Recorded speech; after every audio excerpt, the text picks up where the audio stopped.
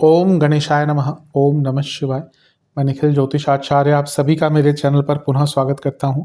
आशा करता हूं कि आप सभी स्वस्थ होंगे। महादेव की कृपा आप सभी पर सदैव बनी रहे। ये वीडियो कन्या यानी कि वर्गों के लिए अत्यंत विशेष है, क्योंकि वीडियो है आने वाले 3 महीनों यानी कि अप्रैल मई जून 2025 के त्रिमासिक राशिफल के बारे में। कैसा रहेगा आने वाले 3 महीनों का हाल, ज्योतिष के माध्यम से क्या क्या एक गाइडलाइंस दी जा सकती हैं, इन सभी चीज़ों को जानने के लिए कि जो त्रिमासिक राशिफल होता है बहुत विशेष होता है। मेरे चैनल पर विस्तृत रूप से मासिक राशिफल, जिसमें मैं जीवन की मुख्य चीज़ों पर एक विवेचन करता हूँ, साप्ताहिक राशिफल जिसमें चंद्रमा की गति और उनके बाकी ग्रहों से परस्पर संबंध पर, भावों से परस्पर संबंध पर एक चर्चा करता हूँ, वो आते ही हैं। लेकिन और बड़े ग्रहों के गोचर हो या बाकी गोचर हो, उस पर भी यथासंभव मैं वीडियो देने का प्रयास करता हूँ। बड़े ग्रहों पे तो आते ही हैं, बाकी जो ग्रह होते हैं उन पे भी मैं यथासंभव वीडियो देने का प्रयास करता हूँ। लेकिन ये जो त्रिमासिक राशिफल होता है, इसका औचित्य और उद्देश्य बहुत विशेष होता है, और ये बहुत महत्वपूर्ण होता है उन लोगों के लिए जो समझते हैं कि ज्योतिष कोई जादू टोना नहीं है, कोई ऐसा नहीं है कि जिससे रातों रात करोड़पति बना जा सकता है, कोई ऐसी चीज़ नहीं है, बल्कि ज्योतिष एक गाइडेंस का टूल है, ज्योतिष एक मार्गदर्शन का टूल है, जिससे ग्रहों की स्थिति को जाना जाता है और उसके द्वारा उनकी ऊर्जा को समझ के अपने जीवन में अप्लाई किया जाता है। तो उन लोगों के लिए बहुत विशेष रहेगा, ताकि वो अपने जीवन को ग्रहों के बदलते हुए रूपरेखा के द्वारा ढाल सकें, और जो 3 महीने में क्या संभावित है, अच्छा हो सकता है, बुरा हो सकता है, उन चीज़ को समझ कर आगे बढ़ सकें। और यकीन महीने, ये जो 3 महीने का कालखंड है, इसमें बहुत कुछ बदल रहा है। जहाँ एक और मंगल बहुत टाइम बाद राशि बदलेंगे, आगे बढ़ना शुरू हो जाएंगे, ये अप्रैल में होगा। वहीं बुध और शुक्र जो दोनों वक्री थे, वो मार्गी हो जाएंगे। मई आते आते तो बहुत कुछ होगा। गुरु का राशि परिवर्तन, राहु का राशि परिवर्तन, केतु, जो 3 बड़े ग्रह हैं, इनका राशि परिवर्तन बहुत आसपास होगा। वहीं जून जब आएगा तो सूर्य बृहस्पति की युति होगी, बुध बृहस्पति की युति होगी। बुध जो आपके लग्नेश हैं, अंगारक दोष भी बनेगा, तो बहुत कुछ घटित वहाँ पे भी होगा। ये तो मैंने कुछ थोड़ी ही चीज़ें बताई हैं, लेकिन इस 3 महीने के कालखंड में बहुत कुछ हो रहा है, और उन सभी चीज़ों की विवेचना मैं इस राशिफल में करने का प्रयास करूंगा, और वीडियो के अंत में कुछ उपाय भी बताऊंगा। यदि आपकी लग्न राशि या चंद्र राशि कन्या है, दोनों ही गाइडेंस के लिए इस राशिफल को देख सकते हैं। जहाँ से आपको ज़्यादा सूट करता है, रिलेट करता है, वहाँ से इसको ऑब्जर्व कीजिए। व्यक्तिगत तौर पे मेरा मानना है कि यदि आप अपनी लग्न राशि से देखेंगे तो अच्छा है। इनकेस आपको नहीं पता तो आप अपनी चंद्र राशि से भी इसको देख सकते हैं। बस टेक्निकली अलग अलग राशिफल नहीं बन सकते। जहाँ से आपको ज़्यादा सूट करता है, रिलेट करता है, वहाँ से देखिए। व्यक्तिगत तौर पे मैं हमेशा कहता हूँ कि मेरे हिसाब से 7.5 आदि वीडियोस को छोड़कर लग्न राशि से देखेंगे तो अच्छा है। इनकेस नहीं पता तो चंद्र राशि से देख सकते हैं। शुरू करते हैं हम अप्रैल के महीने के साथ। अप्रैल का महीना विशेष है, अच्छा है, क्योंकि यहाँ पे बहुत बदलाव हो रहे हैं। सबसे पहला जो बदलाव होगा वो मंगल का होगा। मंगल 3 अप्रैल को आपके कर्क में यानी कि 11वें भाव में जाकर विराजमान हो जाएंगे, और बहुत टाइम बाद उनका गोचर ये हो रहा है। अगर याद हो आपको तो कर्क में ही थे वो। कब थे? अक्टूबर में। 20 अक्टूबर, जितना मुझे याद है 20 अक्टूबर 2024 को मंगल आपके 11वें घर में उन्होंने प्रवेश किया था। लेकिन उसके बाद उनकी गति कम हुई, फिर वो दिसंबर में वक्री हुए, फिर वो पीछे जाते जाते पतित हो गए जनवरी में। तो अब वापस वो उसी राशि में आ गए जहाँ पे वो 2024 अक्टूबर में थे, यानी कि करीबन 6 महीने बाद वहीं पर आ गए। क्योंकि वो वक्री थे तो बहुत प्रभाव बदले होंगे, पतित हुए थे। अब आपके वो अष्टमेश हैं और 10वें घर में आकर गिर गए थे। कुछ लोगों की जॉब्स गई होंगी, कुछ लोगों को कार्य क्षेत्र में प्रॉब्लम्स आई होंगी, कुछ लोगों के घर में, क्योंकि चौथे घर को देखते थे, फैमिली लाइफ में प्रॉब्लम्स आई होंगी। पहले वो वक्री हुए थे 11वें घर में, पेमेंट्स अटकी होंगी, बने बनाए काम बिगड़े होंगे, लव लाइफ में प्रॉब्लम आई होगी। तो ये सारी चीज़ें थोड़ा बहुत प्रभाव उसका पड़ा होगा। आपके सप्तम से चौथे पे थे तो मैरिड लाइफ में भी ईगो क्लैशेस।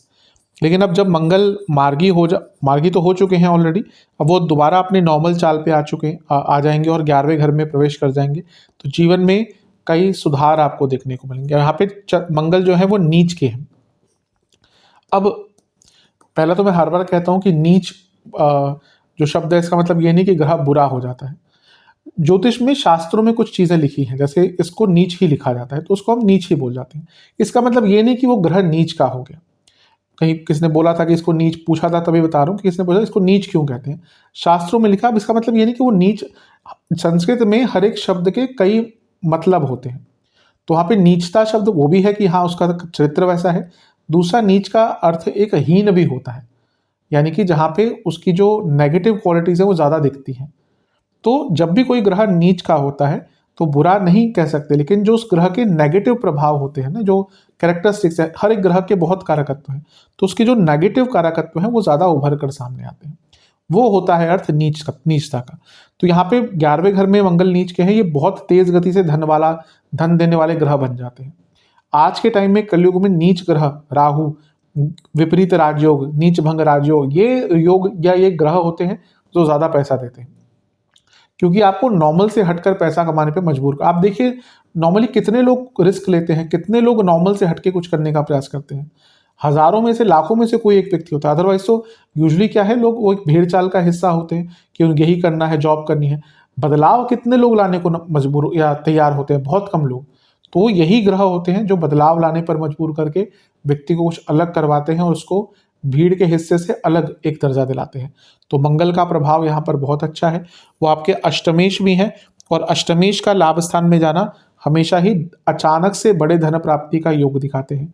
मंगल 11वें घर में है, प्रॉपर्टी के कारक है, प्रॉपर्टी खरीदने का भी योग बन जाता है।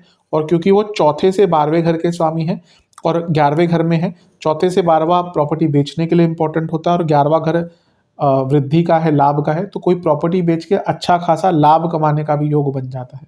और क्योंकि मंगल अष्टमेश भी है, तो यहाँ पे एंसेस्ट्रल प्रॉपर्टी से भी लाभ, इंश्योरेंस से लाभ, वसीयत से लाभ भी मिल जाता है।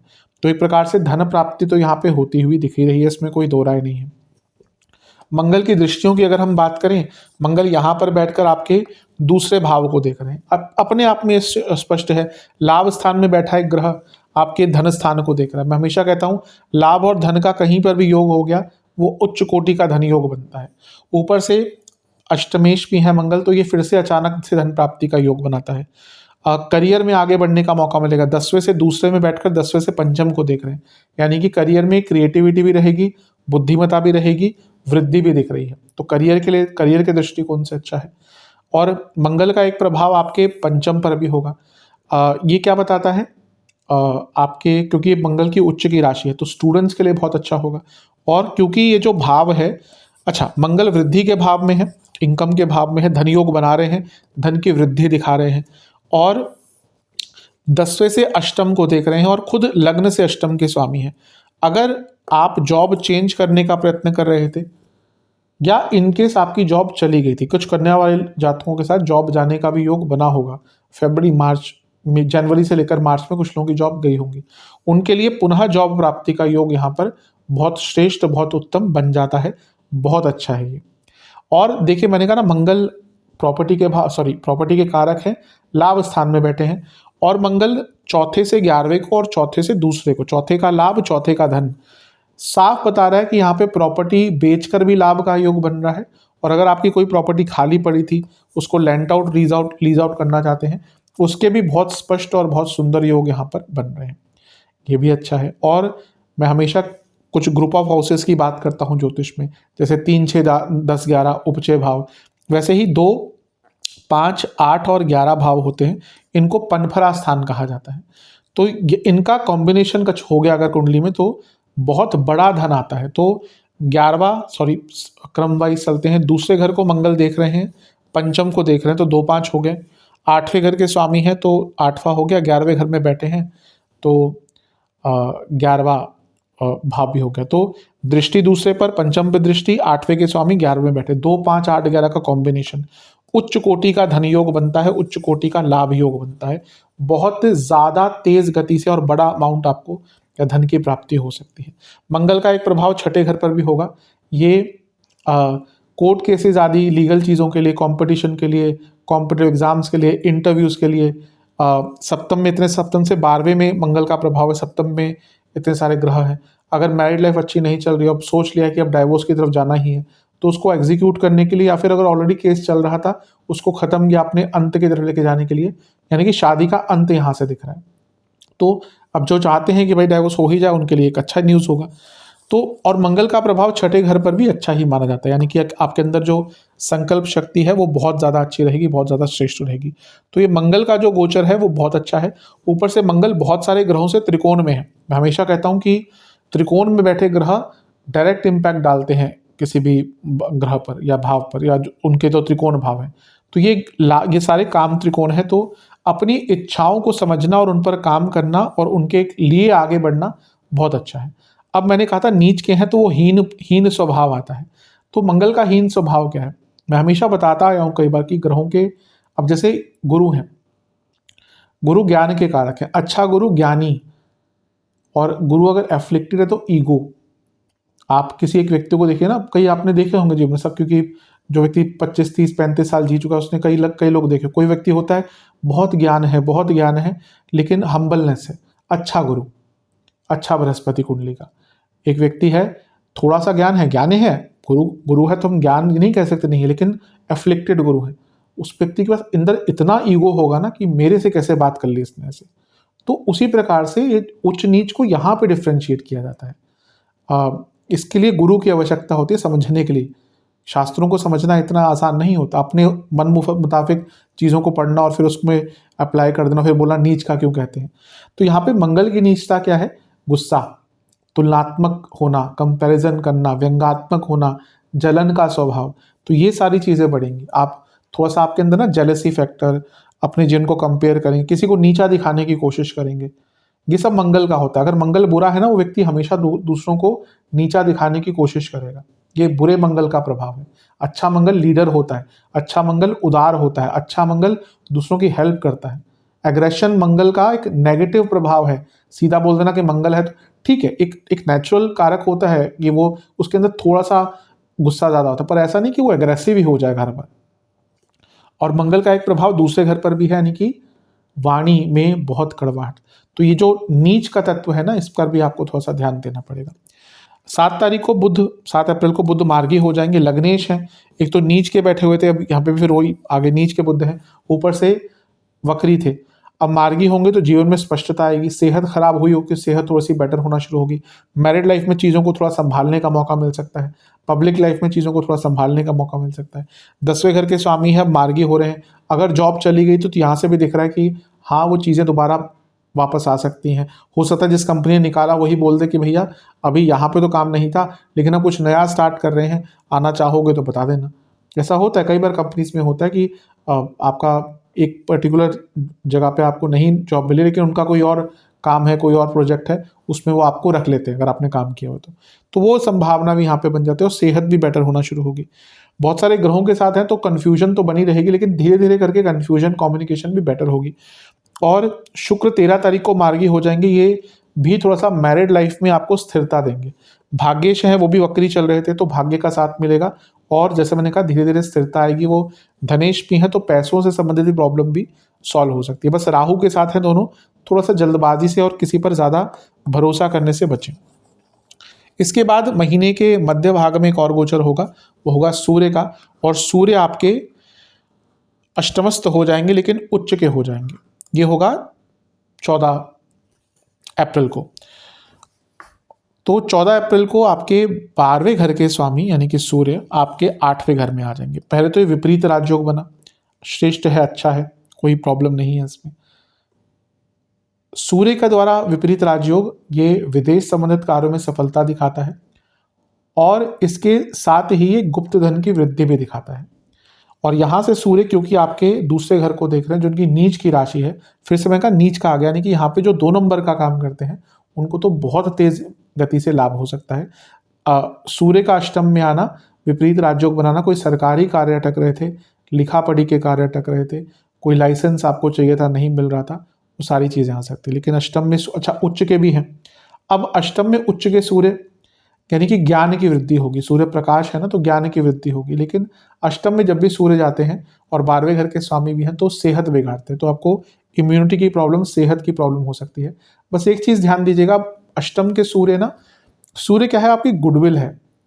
सूर्य आपकी आपका नाम है, प्रताप है, पहचान है। तो अष्टम के सूर्य कभी कभी व्यक्ति के कुछ लोग व्यक्ति के नाम को खराब करने का प्रयास करते हैं। तो और सप्तम में इतने सारे ग्रह हैं, कुछ लोग ना आपकी इमेज को खराब करने का प्रयत्न करेंगे, तो थोड़े इमेज कॉन्शियस रहेगा। अदरवाइज धन आदि का योग तो बन ही जाता है यहाँ पे, इसमें कोई दो राय नहीं है। हाँ, यहाँ से सूर्य भी और मंगल भी आपके दूसरे घर को देखेंगे तो उसमें कुटुंब में लड़ाई झगड़े, वाणी के कारण प्रॉब्लम्स हो सकती है, लेकिन फिर से एंसेस्ट्रल प्रॉपर्टी से यहाँ पे लाभ मिलता है। तो ओवरऑल महीना धीरे धीरे करके ठीक होगा। कुछ अच्छी चीज़ें भी हैं, कुछ बुरी चीज़ें भी हैं, जैसा जीवन होता है। इन सब चीज़ों पर आपको ध्यान देना है। सेहत के दृष्टिकोण से आपको प्राइवेट पार्ट से जुड़ी प्रॉब्लम्स हो सकती हैं, आपको बीपी की प्रॉब्लम तंग कर सकती है, लिवर, गॉल ब्लैडर, किडनी और पेट के रोग तो भयंकर इस महीने रहेंगे। अब चलते हैं मई के महीने की तरफ। मई का महीना तो बहुत श्रेष्ठ है क्योंकि इसमें गुरु, राहु, केतु इन सबके गोचर हो रहे हैं। लेकिन सबसे पहला जो गोचर होगा वो 7 मई को होगा, जब बुध अपनी राशि बदलेंगे और वो आपके अष्टम भाव में आ जाएंगे, मेष में, और सूर्य के साथ बुध आदित्य योग बना लेंगे। लग्नेश है, अष्टम में बुध की स्थिति वैसे अच्छी मानी जाती है पैसों के लिए, तो धन प्राप्ति का ऑलरेडी योग बना हुआ था पिछले महीने, यहाँ पे भी अच्छा ही है। अब यहाँ पे प्रॉब्लम क्या है कि सूर्य ऑलरेडी अष्टम में थे और अब लग्नेश भी अष्टम में आ गए और सूर्य 12वें घर के स्वामी भी हैं। ये तबीयत के, धन के लिए अच्छा है, तबीयत के लिए अच्छा नहीं है। जॉब चेंज करने के लिए अच्छा है। 10वें के स्वामी अपने से 11वें में, लग्न से अष्टम में, ये चेंज दिखाता है। और वो 12वें घर के स्वामी के साथ है, ये भी चेंज दिखाता है। और अगर विदेश में जॉब ढूंढ रहे थे बहुत लंबे टाइम से, अचानक से यहाँ पे आपको कोई मौका मिल सकता है। लेकिन किंतु परंतु यहाँ पे लग्नेश का अष्टम में आना, सूर्य के साथ उनकी युति होना जो 12वें घर के स्वामी है, ये इंडिकेट करता है हेल्थ अचानक से बिगड़ सकती है। और अगर आप किसी मेडिकेशन पे है, बहुत केयरफुल रहेगा। ऑलरेडी कोई लंबी बीमारी से निकल रहे हैं, बहुत केयरफुल रहेगा। ये टाइम थोड़ा सेहत के दृष्टिकोण से नेगेटिव आपके लिए जा सकता है। अदरवाइज बुध आदित्य योग क्या यहाँ पे बनना, और यहाँ से दोनों ही मिलकर दूसरे घर को देखेंगे तो धन बढ़ेगा, विदेश से पैसा आएगा, गुप्त धन की वृद्धि। रिसर्च स्टूडेंट्स के लिए अच्छा है, स्टूडेंट्स के लिए भी ठीक ठाक ही है क्योंकि पंचम से चौथे में है, तो एक प्रकार से आगे बढ़ने का या कुछ अच्छा करने का अवसर मिलेगा। अष्टम में बुध जाते हैं, एकाग्रता थोड़ी भंग होती ही है, लेकिन ओवरऑल ठीक ठाक है। इसके बाद जो गोचर होगा वो बहुत विशाल होगा और वो होगा देवगुरु बृहस्पति का। देवगुरु बृहस्पति आपके 10वें घर में आकर विराजमान हो जाएंगे। ये होगा 14 मई को। अब देखिए कितने लंबे अरसे बाद ये गोचर हो रहा है और ये बहुत विशाल एक टॉपिक होगा। मैं अवश्य राहु, केतु, बृहस्पति इन पे अलग अलग वीडियोस बनाऊंगा ही, क्योंकि ये दिशा निर्धारित करने वाले ग्रह होते हैं और ये बहुत लंबा गोचर होता है, इसलिए इसको सामान्य तौर पर या एकदम संक्षिप्त में नहीं बताया जा सकता। यहाँ पे मैं संक्षिप्त में ही बताऊंगा, लेकिन अलग से वीडियो आएंगी। दूसरी चीज़ ये भी समझने वाली बात है, ये गुरु यहाँ पर 1 साल के लिए नहीं आ रहे। पिछले साल अगर याद हो आप लोगों को तो 2024 में 1 मई को गुरु का गोचर हुआ था, वो मिथुन में आए थे और अब वो 14 मई, सॉरी वो वृषभ में आए थे और अब वो 14 मई को आ रहे हैं, यानी कि 1 साल 14 दिन बाद। लेकिन यहाँ पर वो केवल 5 साढ़े 5 महीने रहेंगे। मई में आ रहे हैं तो मई, जून, जुलाई, अगस्त, सितंबर, अक्टूबर, करीबन 5.5 महीने के आसपास, 6 महीने के आसपास, 6 तो पूरे नहीं है, 5 साढ़े 5 महीने के आसपास वो यहाँ पे रहेंगे और फिर वो आगे बढ़ जाएंगे, क्योंकि ये गुरु अतिचारी है। मैंने बताया है, पहले ही बता चुका हूँ पे कि गुरु अतिचारी हैं, तो गुरु 11वें घर में आ जाएंगे और अतिचारी गुरु है। वो होगा साल के अंत में, अक्टूबर में। लेकिन अभी तो ये अतिचारू गुरु यहीं का प्रभाव देंगे, तो करियर में अचानक से आगे बढ़ने का आपको अवसर मिलेगा। अतिचारू गुरु है यानी कि तेज रिजल्ट देंगे। गुरु क्या है, आपके सप्तमेश हैं, बाधकेश है आपके, तो उसका एक इम्पैक्ट ये हो सकता है कि जो प्राप्त करना है उसमें थोड़ी कमी आ जाए। जैसे कि 10वें घर में गुरु आ रहे हैं और 10वें से 10वें के स्वामी हैं, तो ये प्रमोशन का योग बन जाता है। अब हो सकता है आपकी प्रमोशन तो हो जाए, लेकिन मनचाही ना हो, मनचाहा पैकेज ना मिले या पैकेज ना बढ़े, मनचाहा डिपार्टमेंट ना मिले। लेकिन यहाँ पे प्रमोशन का योग बहुत श्रेष्ठ बन जाता है। गुरु का 10वें घर में आना बहुत अच्छा होता है, बहुत इंपॉर्टेंट होता है। करियर सेटिस्फेक्शन थोड़ी कम रहती है, लेकिन करियर में आगे बढ़ने के मौके धन के रूप में, पोस्ट के रूप में अच्छे मिलते हैं। देवगुरु बृहस्पति का गोचर बहुत महत्वपूर्ण होता है क्योंकि उनको जीव कारक कहा जाता है और एक प्रकार से आपका जीवन उसी जगह से लेना देना कर देता है उस साल का जहाँ पे गुरु गोचर करे। इसको उनको जीव कहा जाता है। ज्योतिष में कई ब्रांचेस हैं, पराशरी है, वैद, जैमिनी है, बाकी भी कई चीज़ें हैं। और ऐसा नहीं कि अलग अलग है, आधार सेम है, कुछ कुछ उनके रूल्स अलग हो जाते हैं। वैसे ही नाड़ी ज्योतिष में भी कई ब्रांचेस हैं, उसमें गोचर को लेकर बहुत चीज़ें बताई जाती हैं और उसमें ज्योतिष में नाड़ी ज्योतिष के हिसाब से, जैसे साउथ इंडिया में जो फॉलो होती है, उसमें बृहस्पति का गोचर बहुत महत्वपूर्ण होता है। वहाँ पे तो कई ऐसे ऐसे तरीके हैं जिसमें बृहस्पति को लग्न मान के ही बाकी ग्रहों का मूवमेंट करते हैं और फिर उसके हिसाब से प्रेडिक्शंस दी जाती है। तो यहाँ पे 10वें घर में जब गुरु आपके आ रहे हैं तो बहुत अच्छा रिजल्ट आपको देंगे। करियर ओरिएंटेशन, करियर में कुछ लोगों की, जैसे मैंने कहा, जॉब गई होगी, वो रिकवरी का मौका मिल जाएगा। लेट्स से कि 2-3 महीने जॉब नहीं भी थी, वापस आने का मौका मिलेगा, अच्छी जॉब मिलेगी, आगे जीवन आपका बढ़ेगा। वृद्धि, एक्सपेंशन के कारक है ना गुरु, तो जीवन में एक्सपेंशन होगा। यहाँ पे केवल करियर नहीं, कर्म भाव है, तो पूरा जीवन ही एक्सपेंड होगा। और यहाँ पे शनि और गुरु भी केंद्र में है, और केंद्र बल मिल गया पूरी कुंडली को। क्यों इंपॉर्टेंट है ये? क्योंकि मिथुन, ये जो कन्या वाले लोग होते हैं, ये 3, 6, 9, 12 ये अस्थिर होते हैं, बहुत बहुत डुअल स्वभाव के होते हैं, इनके जीवन में स्थिरता नहीं आती। सक्सेस एंड स्थिरता, जरूरी नहीं कि कोई व्यक्ति बहुत स्टेबल है वही सक्सेस होगा, नहीं। कई लोग होते हैं बहुत मेहनत करते नहीं सक्सेसफुल होते, कई लोग होते हैं बहुत इनकंसिस्टेंट होते हैं, बहुत पैसा होता है, बहुत सक्सेस होती है। तो ये नहीं कि अनसक्सेसफुल होते, पर स्टेबिलिटी दे लैक ऑलवेज। पर यहाँ पे क्या है कि गुरु केंद्र में, शनि केंद्र में, और सारे ही केंद्र भाव इनसे प्रभावित हैं। क्यों? क्योंकि गुरु 10वें में बैठकर 7वें को देख रहे हैं, सॉरी 10वें में बैठकर चौथे को देख रहे हैं, तो 4-10 हो गए। शनि 7वें में बैठकर लग्न को भी देख रहे हैं, चौथे को भी देख रहे हैं, तो सारे ही केंद्र शनि गुरु से प्रभावित है। तो जीवन में स्थिरता, कुछ बड़ा करने का मौका, कुछ स्टेबल करने का मौका, कुछ ऐसे करने का मौका कि जीवन भर उसका लाभ मिले, ये गुरु के कारण मिलेगा। गुरु धन स्थान को देखेंगे तो धन की वृद्धि होगी। गुरु 6ठे भाव को देखेंगे तो कोई कोर्ट केस वगैरह चल रहा था उसको सॉल्व करने का, कॉम्प्रोमाइज़ करने का मौका मिलेगा। और शनि और गुरु दोनों मिलकर चौथे घर को देखेंगे, प्रॉपर्टी बनाने बढ़ाने के लिए बहुत अच्छा टाइम है। और इसके साथ ही अगर हम देखें तो गुरु अर्थ त्रिकोण को एक्टिवेट कर रहे हैं, यानी कि 2, 6, 10, तो करियर में आगे बढ़ने का भरपूर मौका आपको प्राप्त होने वाला है। बहुत श्रेष्ठ है, श्रेष्ठतम है, इसका लाभ उठाइएगा। 15 मई को सूर्य का गोचर होगा, वो अष्टम से निकल के नवम में आ जाएंगे, बहुत अच्छा है।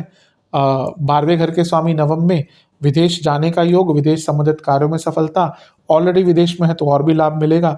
और धार्मिक स्थलों के दर्शन के योग बन जाते हैं। ये तीर्थ स्थल है, ये मंदिर हैं, ये लंबी यात्रा है, ये तीर्थ स्थलों का यात्रा है, तो कोई तीर्थ स्थल पर जाने का अवसर यहाँ पर आपको प्राप्त होगा। और यहाँ से सूर्य आपके 30वें घर को भी देखेंगे, ये भी दिखा रहा है कि यात्रा के योग आपके 15 मई के बाद बहुत बनेंगे। और धार्मिक यात्रा भी हो, विदेश की यात्रा भी हो, या जीवन की यात्रा हो, क्योंकि उपचय भाव है, तो सूर्य का उपचय भाव को देखना, अपनी ऊर्जा देना, अपनी रोशनी देना, एक प्रकार से हिम्मत, पराक्रम सब कुछ बढ़ाता हुआ दिखा रहा है। तो ये सूर्य का गोचर भी अच्छा है। लेकिन नवम के सूर्य पिताजी से संबंध बिगाड़ते हैं, बॉसेस से मनमुटाव, कहा सुनी, ईगो क्लैशेस करवाते हैं, तो उस पर ध्यान देंगे तो आपके लिए बहुत श्रेष्ठ रहेगा। लेकिन अच्छा है सूर्य का गोचर। और गुरु से 12वें में है सूर्य। गुरु से कोई भी भाव या ग्रह 12वें में होता है, गुरु उसको बचाते हैं, प्रोटेक्ट करते हैं।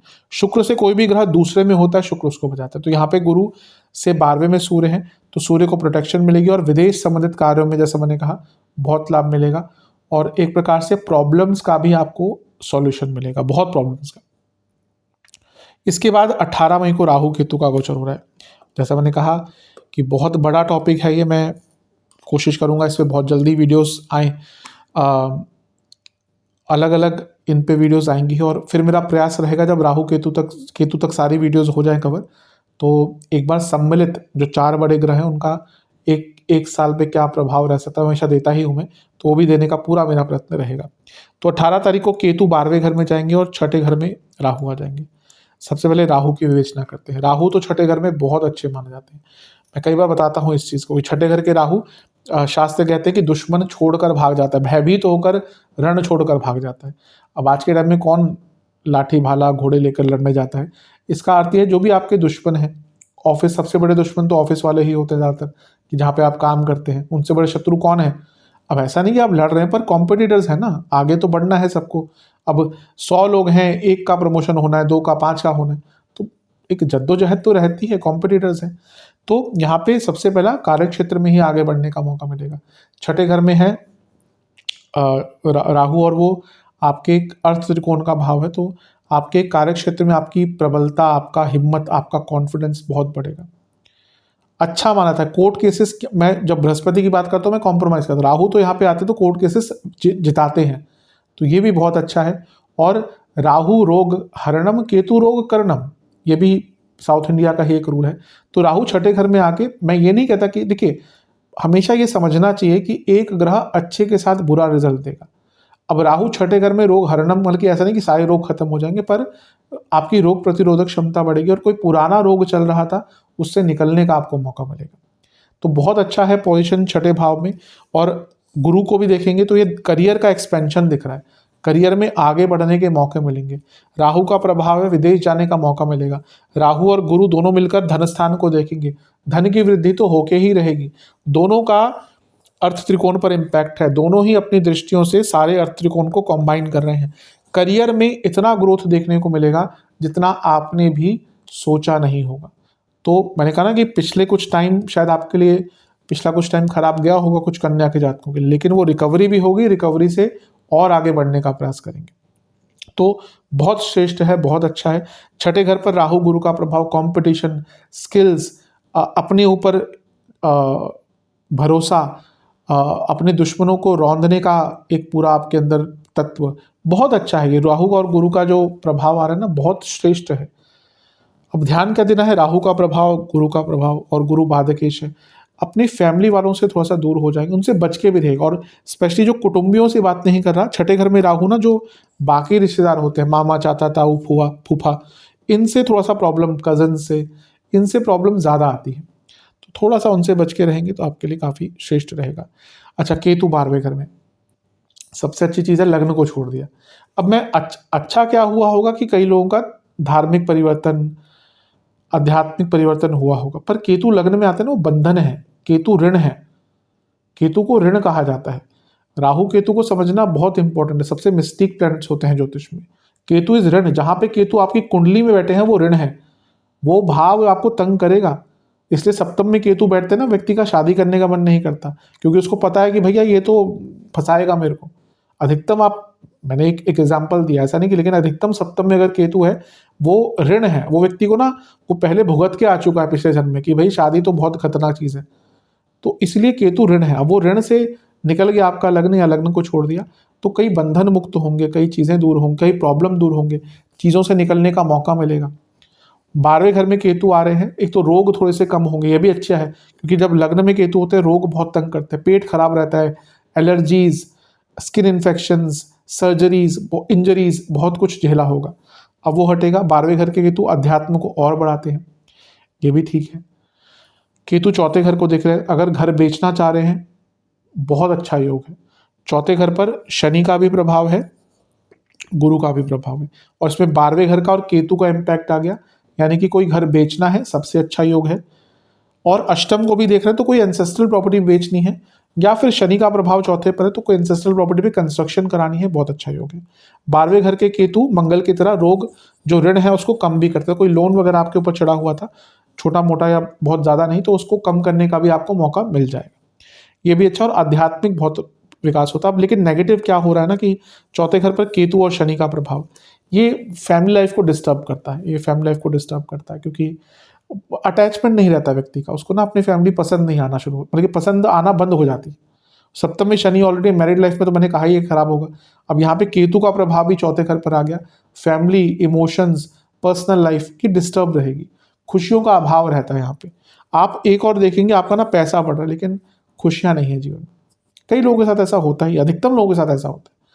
तो मैं कहूँगा कि अपने जीवन में एक बैलेंस बनाकर रखेंगे ना, कि हाँ, भौतिकता के साथ आध्यात्मिकता, प्रसन्नता, इन पर भी अगर फोकस करेंगे तो आपके लिए बहुत अच्छा रहेगा, बहुत श्रेष्ठ रहेगा, श्रेष्ठतम रहेगा।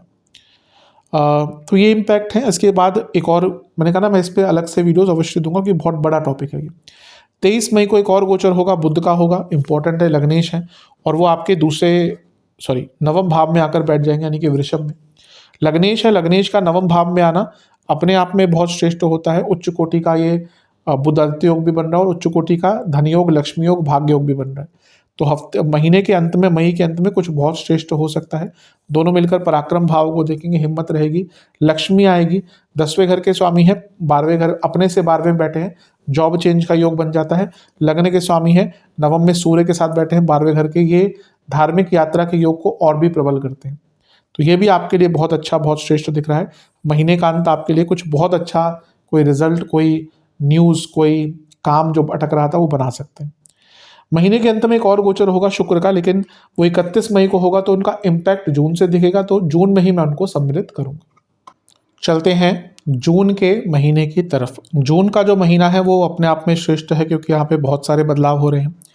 पहला बदलाव शुक्र का ही होगा, वैसे तो जैसा मैंने कहा 31 मई को हो चुका होगा वो, लेकिन जून में ही उनको मैं सम्मिलित करूंगा, क्योंकि 31 मई को हुआ था। अष्टम के शुक्र मिश्रित रिजल्ट देते हैं, मिला जुला रिजल्ट देते हैं। अच्छा क्या है कि वो आपके धनेश हैं और अष्टम में आ रहे हैं, ये अचानक से धन प्राप्ति का योग बनाता है। और उसके साथ ही वो आपके भाग्येश भी हैं, अपने से 12वें स्थान में बैठे हैं।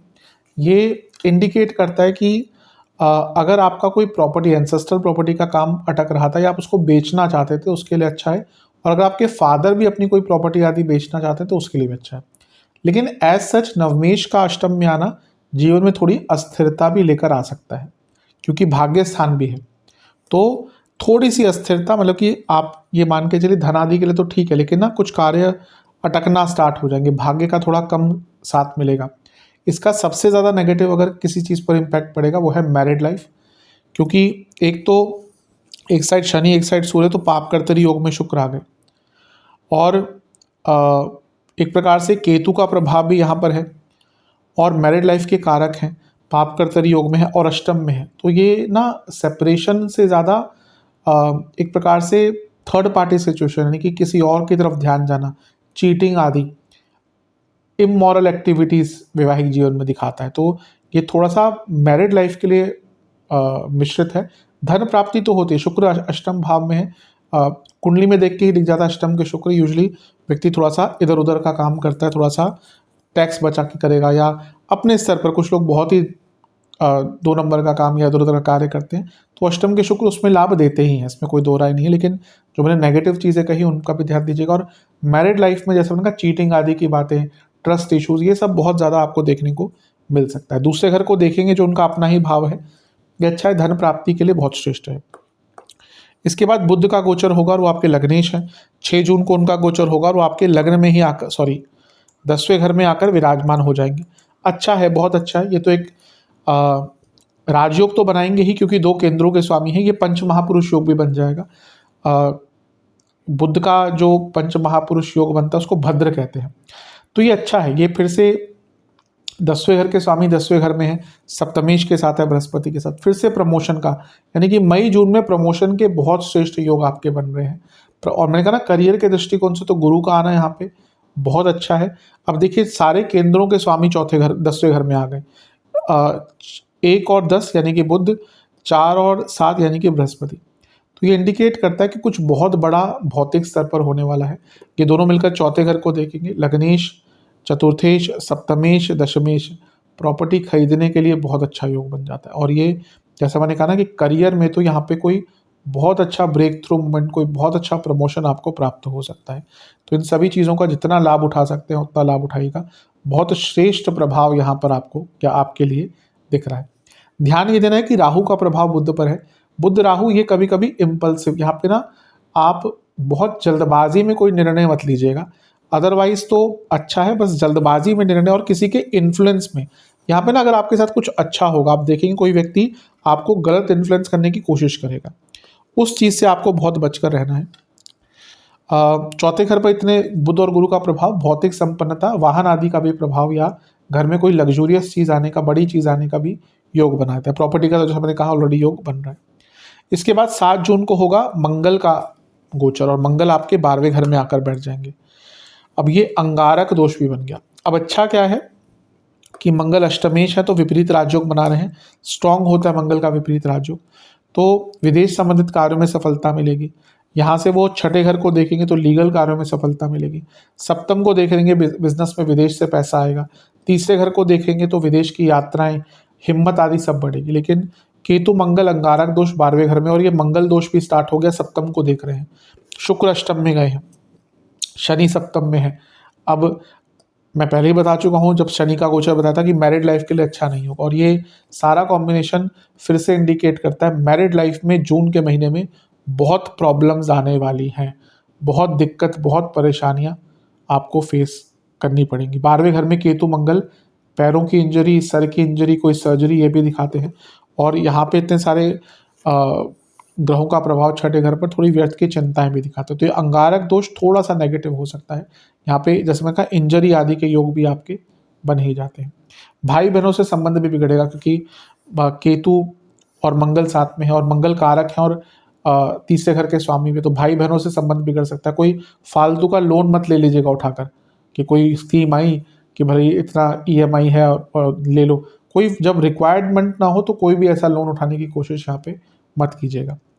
अब ये केतु का प्रभाव मंगल के साथ है चौथे घर, तो घर में भी लड़ाई झगड़े हो सकते हैं। तो ये अंगारक दोष 12वें घर में ना, ये थोड़ा नेगेटिव इम्पैक्ट आपको दे सकता है। इसके बाद सूर्य का गोचर होगा 15 जून को, और सूर्य आपके 10वें घर में ही आके, फिर से मैं कहूँगा प्रमोशन के लिए बहुत श्रेष्ठ है, क्योंकि 10वें घर के सूर्य दिग्बली होते हैं, और यहाँ पे उनका आना एक प्रकार से पद प्राप्ति का योग बना ही देता है। तो मई जून का महीना दोनों ही, अगर आपका इस टाइम में प्रमोशन की बात चलती है तो बहुत श्रेष्ठ है। अब यहाँ पे सारे केंद्रों के स्वामी बुध गुरु देख रहे हैं, और 12वें घर के स्वामी सूर्य भी आ गए। 12वां घर बेचने के लिए भी होता है, तो अगर कोई प्रॉपर्टी बेचनी है बहुत अच्छा। और अगर आप विदेश में हैं, कई बार विदेश से लोग कंसल्टेशन करते हैं कि प्रॉपर्टी इंडिया में लें या विदेश में लें, तो अगर आप विदेश में हैं और विदेश में कोई प्रॉपर्टी लेना चाहते हैं, बहुत उच्चतम योग है। 12वें घर के स्वामी है सूर्य, जॉब चेंज करने के लिए, विदेश में जॉब ढूंढने के लिए बहुत उच्चतम योग है आपका। तो ये सूर्य का गोचर भी आपके लिए एक अच्छा रिजल्ट है। और फिर से बुध आदित्य योग बन गया, सप्तम से चौथे में है, बिजनेस के लिए भी अच्छा है, और स्टूडेंट्स के लिए भी कहीं ना कहीं बहुत श्रेष्ठ है। पर एक विच्छेदीकरण करने वाले ग्रह का प्रभाव सूर्य का आपके चौथे घर पर आ गया, केतु का प्रभाव आपके चौथे घर पर आ गया, फैमिली लाइफ के लिए डिस्टर्बिंग रहेगा। बहुत ज़्यादा ध्यान आपको जून के महीने में फैमिली लाइफ पर देना है। इसके बाद एक और गोचर होगा, वो बुध का होगा। बुध देखिए ना कैसे नॉर्मल चाल में आ गए, फरवरी मार्च में कोई बहुत गोचर नहीं किया उन्होंने, लेकिन आप देखिए कितनी जल्दी कहाँ से निकल के वो आपके कहाँ तक पहुँच गए हैं। तो ये बुध की नॉर्मल चाल है। तो बुध आपके 11वें घर में आ गए और कर्क में आ गए, अच्छा है। लग्नेश का लाभ स्थान में आना बहुत श्रेष्ठ है, लाभ ही मिलेगा, धन की प्राप्ति होगी। शनि से त्रिकोण में है, तो एक स्थिरता माइंड की थोड़ी सी रहेगी, और नए नए क्रिएटिव आइडियाज़ भी आएंगे। तो ये बुध का गोचर भी आपके लिए काफ़ी अच्छा है। बस लग्नेश होने के नाते 12वें घर में केतु मंगल हैं, और ये पापकर्तरी योग में आ गए। सेहत का ध्यान दीजिएगा, कोई बड़ा रोग यहाँ पर तंग कर सकता है। अदरवाइज देखा जाए महीना अच्छा है। 29 जून को एक और गोचर होगा शुक्र का, लेकिन महीने के अंत में तो कोई ज़्यादा प्रभाव पड़ेगा नहीं, तो मैं जब जुलाई का त्रैमासिक बनाऊंगा तो उसमें ही सम्मिलित करूंगा। इस महीने इंजरी का डर बना रहेगा, पेट के रोग, एसिडिटी, स्लीप डिसऑर्डर्स बहुत तंग करेंगे। जिनको स्लीप एपनिया है और अगर पता है आपको, बहुत केयरफुल रहेगा उसमें। तो महीना ठीक ठाक है, जो अच्छा है लाभ उठाएगा, बुरा है उससे बचिएगा। उपाय की बात कर लेते हैं। ये 3 उपाय आपको एक एक बार ही करने हैं, किसी बुधवार करेंगे तो सर्वश्रेष्ठ है, वरना जब भी समय मिले कर सकते हैं। पहला उपाय, गणपति जी को 4 लड्डू, 4 फल और 1 मीठा पान भोग लगाइएगा, और ओम लंबोदराय नमः मंत्र का 108 बार जाप कीजिएगा, और तिल के तेल का दिया अर्पण कीजिएगा। इसके बाद एक पात्र में दूध, गंगा जल और घी मिलाकर शिवलिंग का अभिषेक कीजिएगा। महादेव को हलवे और खीर का भोग लगाइएगा, बेलपत्र अर्पण कीजिएगा, और ओम महादेवाय नमः इस मंत्र का 108 बार जाप कीजिएगा, और गौशाला में गुड़ का दान कीजिएगा। कितना करना है ये आपके ऊपर है। ये उपाय करेंगे अवश्य आपको लाभ मिलेंगे। आशा करता हूँ कि वीडियो काम आएगी। चैनल पर नए हैं सब्सक्राइब कीजिए, वीडियो को लाइक कीजिए। मिलता हूँ अगली वीडियो में, तब तक के लिए ओम नमः शिवाय।